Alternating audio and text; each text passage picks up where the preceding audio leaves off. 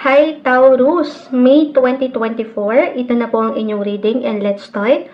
Kuha lang tayo ng ilang messages para sa inyo. As usual, mensaheng gabi lamang po. Para sa mga Taurus ngayong bagong buwan, anong may iwan natin para sa kanila?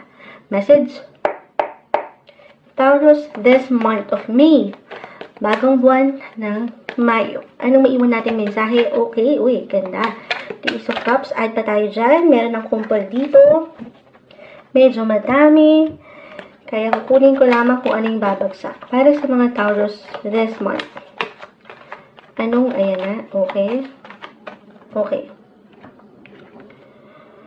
The King of Pentacles ay narito. Eight of Cups, okay. The Two of Cups. Knight of Pentacles. King, Knight of Pentacles. Okay. Okay, dito tayo sa pinaka nakikita kong higit na magbibigay diin or iiwanan nyo ng prioridad. Tayo po ay general reading para sa mga Taurus sa realidad kahit pa pare-pareho kayo ng sign, tayo pa rin ay magkakaiba. Kumbaga merong pagkakaiba, okay? Just only take what resonate, pero dito may pag-angat ng kayo mismo. I mean, yung kakayanan nyo. Oo nga, bilang andito po tayo ngayon sa inyong season, Taurus season, happy birthday sa ilang magsi-celebrate na Taurus. Pero, yung kayo mismo, ayan, the King of Pentacles, regardless dito sa King and Queen, kayo yung aangat. Kayo tong higit na makapag-provide, makapagbibigay, makapaglalaan ng enerhiya. Gaano man yan kalaki or kaliit, okay? Pero, I feel na merong luck sa part na ito. Meron sa ilan sa inyo na higit na makapagbibigay. Kumbaga, yung sense of responsibility na yan yung mindset ng mga Taurus madalas na kailangan meron kayong maibigay kahit sa simpleng enerhiya ito. Or meron bang magpapaparty sa inyo? Ayan, bilang birthday season nyo. Baka ito yon yung higit kayong makapagparanas nung comfort and security sa ilang taong nakapaligid sa inyo. So, i-claim natin na merong manlilibre. Ayun, baka naman, Taurus, Charis, hindi, pero makapag-enjoy. I feel nandito yung enjoyment. Relationship-wise, maging ano pa man, ang inyong relationship status. Single in a relationship, okay, merong pag-push. Yes, kaakibat nitong pag-push na ito sa trabaho at pera ay yung pressure na hindi mawawala, lalo pa nga po kung meron kayong goal na gustong mapagbigyan or mapaglaanan. So, dito, magdo-double, triple push work, ayan, ang ilan sa inyo.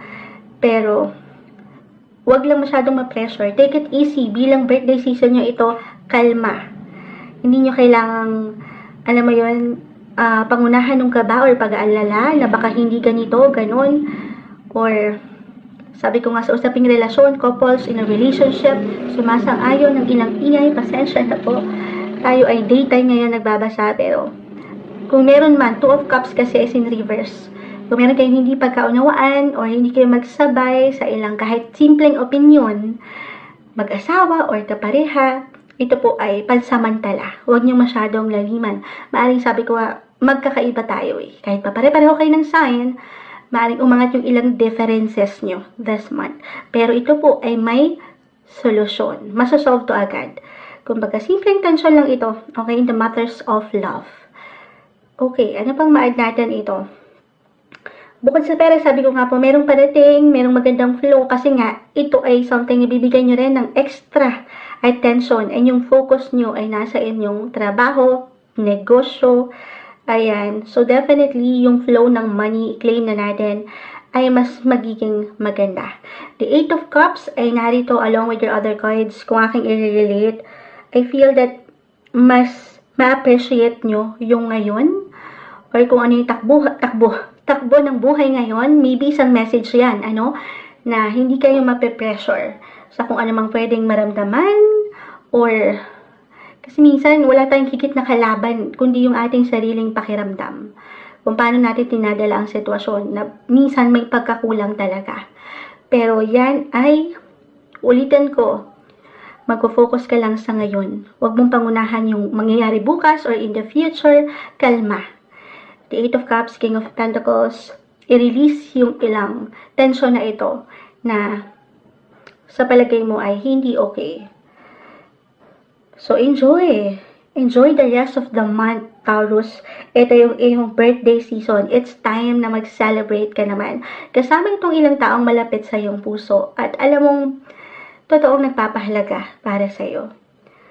Okay, so money-wise or work, sabi ko nga po, andyan ng pagpapush. Patuloy na magiging busy and productive ang buwang ito. Best time rin ito sa paraan nyo kung paano kayo higit na makapagpapahinga, makakapag-relax. Iba-iba rin tayo dyan, sabi ko nga. So, tatanungin lang din ang sarili kung kanino ka ba humuhugot ng lakas. Ano ba yung sa commercial? Tayo po ay live na live sa FB. Babalikan ko kayo guys. Ano yung sa commercial? Yung sino ba ang lakas mo? Ano yun? Now, ayan na. Hang na po ang moonshot. Kanino ka bumabangon? Ayan. So, iba-iba tayo ng part na yan, di ba? Kung paano kayo makapag-relax. Recharge your energy rin. Lalo pa kung mag-apply yung pag-focus nyo or higit na pagbibigay ng atensyon sa usaping trabaho at pera. So, sabi ko nga, it's time to celebrate, recharge your energy, rest, huminga naman ng makahinga sa ilang isipin na ito. Taurus, huwa tayo ng ilang final words, advice para sa inyo. Ngayong buwan, anong maiwan natin para sa mga Taurus? Message. Taurus, babalikan ko po kayo, hindi ko pa nakikita yung comment natin sa FB. Ayan na. Finding. At tayo dyan. So, sabi ko nga, kung ano yung ngayon, i-appreciate nyo yung ngayon. Huwag kayong ma-pressure, iwas sa ilang pwedeng hinahanap nyo pa sa buhay. Pag-ibig ba yan, single, or kung anong hinahanap pa ng ibang tao sa'yo, iwas sa pressure, kalma. Live in the moment. Dito sa present, ito yung pinakamahalaga. Or, finding, meron ka ditong matutuklasan pa sa iyong sarili ngayong buwan. Meron kang makikita na, alam mong, maaaring makatulong sa'yo, something, magbe-benefit ka in the long run. Finding, meron kang matututunan sa iyong sarili. Yakapin mo raw yung iyong kakayanan, o yakapin mo kung ano yung ngayon. Okay, yun naman ang mahalaga, yung ngayon. Courage, ang ganda. Ito, courage, yung iyong kalakasan, pagiging matibay sa iyong buhay mula dito sa ilang laban na patuloy mong nalalagpasan sa iyong buhay. Ito yung patuloy na papaangatin ngayong buwan, ang iyong pagiging malakas. Kahit na minsan hindi mo yan nakikita or puna sa iyong sarili. Maybe, finding. Ayan, ito yung makikita mo pa or may isip mo na, ay, teka, meron din pala akong kakayanan. Kaya ko pala. Magagawa ko pa pala. Kaya mo, okay Taurus, ito yung papaangatin mo, tiwala lang sa iyong sarili. Para sa inyo ngayong buwan, May 2024, Taurus.